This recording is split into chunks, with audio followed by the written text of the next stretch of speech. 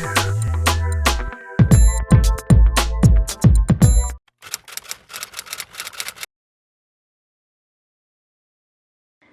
sekarang, ini beberapa tips yang membuat kita, mampu meningkatkan daya tahan kita terhadap stres ya, karena stres itu bisa kita temui di mana saja dan kapan saja.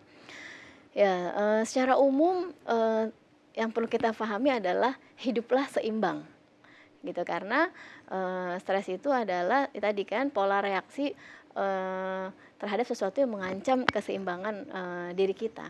Jadi biasakanlah, hidup secara seimbang. Nah, yang pertama, secara fisik ya, hidup sehat, nutrisi yang diperhatikan, kemudian seimbang antara, asupan, pola olahraga, ya seperti itu. Kita sama-sama tahu mens sana in corpore sano gitu ya, dalam tubuh yang sehat terdapat jiwa yang kuat ya, yang tangguh dan tahan banting terhadap stres, seperti itu. Kemudian yang kedua, perluas dan pererat hubungan sosial. Nah, ini juga bisa meningkatkan daya tahan kita terhadap stres, karena kita makhluk sosial, pasti kita nggak bisa, hidup sendiri ya. Perluas hubungan dengan keluarga, dengan teman ya, di perkuliahan, teman kuliah, di kantor, dengan tetangga gitu.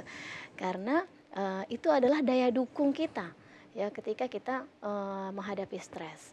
Ya, minimal sekali ya tempat kita, berbagi perasaan gitu ya, sehingga, perasaan tertekan yang kita rasakan tidak kita pendam sendiri gitu, yang kemudian akhirnya karena tertumpuk sampai akhirnya kita nggak sanggup lagi, menahannya terus meledak. Kalau kita punya, hubungan sosial yang erat dan luas gitu ya, mungkin hal itu nggak akan terjadi karena kita bisa berbagi gitu. Begitupun keberadaan dukungan sosial itu akan, menjadi salah satu, dukungan juga untuk kita menyelesaikan masalah-masalah yang jadi sumber stres ya. Ketika stresnya, karena, kekurangan finansial gitu untuk seorang mahasiswa yang dari daerah gitu, mungkin karena banyak teman jadi punya link, oh part-time, yang ada apa dan seterusnya. Jadi yang kedua mengenai hubungan sosial, perluas, pererat ya. Nah, yang ketiga juga kita mencoba, mengenali dukungan-dukungan sosial yang ada di sekitar kita, ya. Kalau khususnya untuk, mahasiswa di UI gitu ya, kenalilah dukungan-dukungan sosial yang ada di sekitar. Ya baik itu dosen, teman ya, atau, lembaga-lembaga yang memang ada.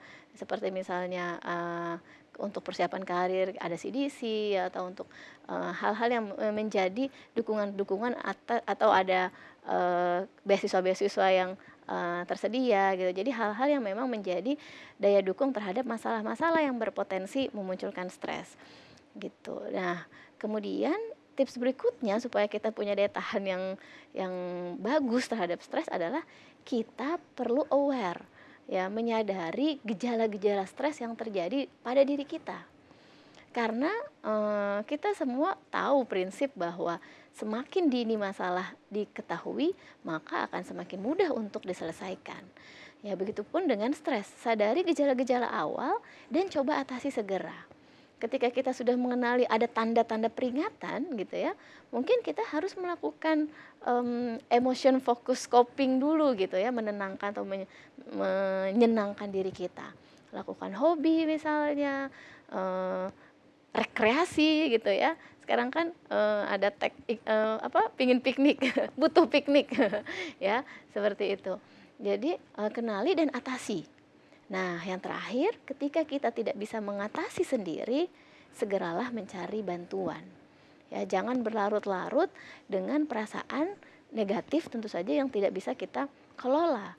Ya, karena ketika kita menumpuknya, maka dia akan membesar dan mungkin akan menjadi, sesuatu yang sudah di luar kapasitas kita untuk menyelesaikannya. Cari bantuan kepada orang yang, terdekat, yang kita percaya, maupun ketika kita merasa, stres ini sudah mengganggu ya, jadi ada kategori disfungsi, ketika ada fungsi-fungsi yang tidak bisa kita lakukan, mungkin untuk mahasiswa sudah nggak bisa fokus belajar, nilainya sudah turun gitu, atau secara fisik sakit-sakitan dan seterusnya ya secara umum ketika kita menyadari ada disfungsi-disfungsi ini, ya itu sebuah indikasi bahwa kita butuh bantuan orang lain ya dan, ketika, kita membutuhkan bantuan profesional juga jangan ragu untuk, datang gitu ya entah itu ke psikolog, ke konselor, atau ke psikiater gitu karena justru, ketika kita datang lebih awal itu akan lebih mudah untuk dibantu. Ya, sehingga, kita harus membongkar juga, image bahwa orang-orang yang ke psikolog dan sejenisnya adalah orang-orang yang hampir gila. Justru itu adalah orang-orang cerdas yang ingin menyeimbangkan kembali hidupnya.